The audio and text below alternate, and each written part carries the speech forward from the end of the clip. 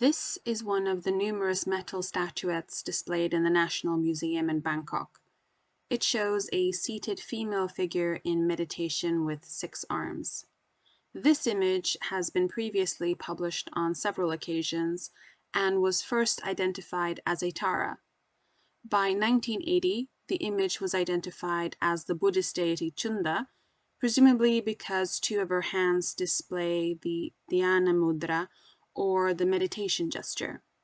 However, the bowl, one of Chunda's main attributes, is absent, and there are in fact more compelling arguments to propose a different identification.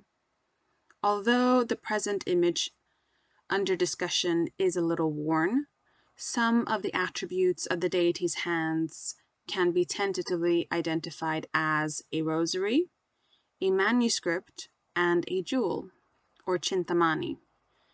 She is seated in a cross-legged position on a double lotus seat resting on a square base.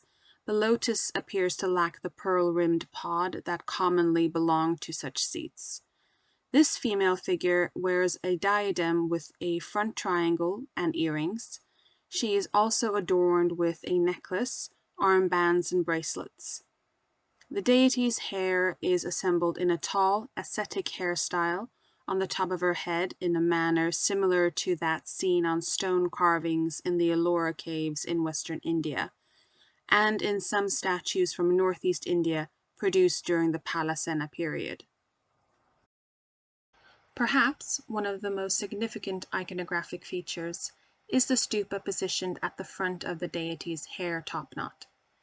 The miniature stupa appears to sit on 3 rings, braids, in the hair ensemble. The stupa has a broad round base with another smaller round piece on top.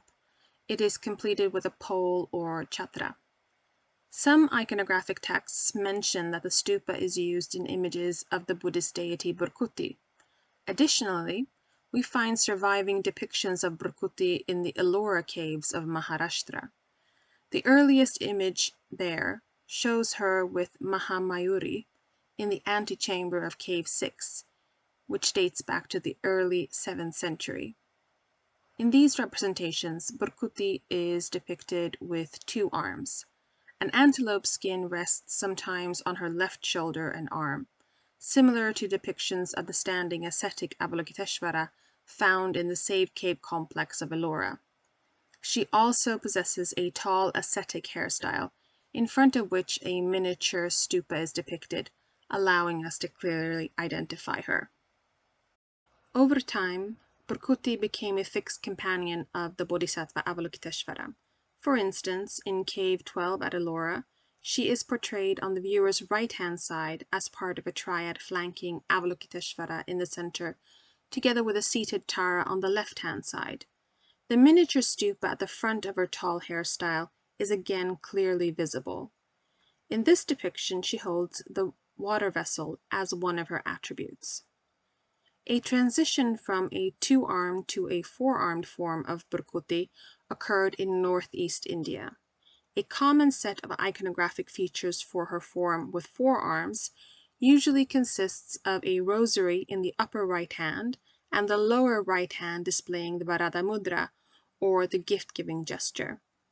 The upper left hand holds a 3-pronged staff and the lower left hand a water vessel.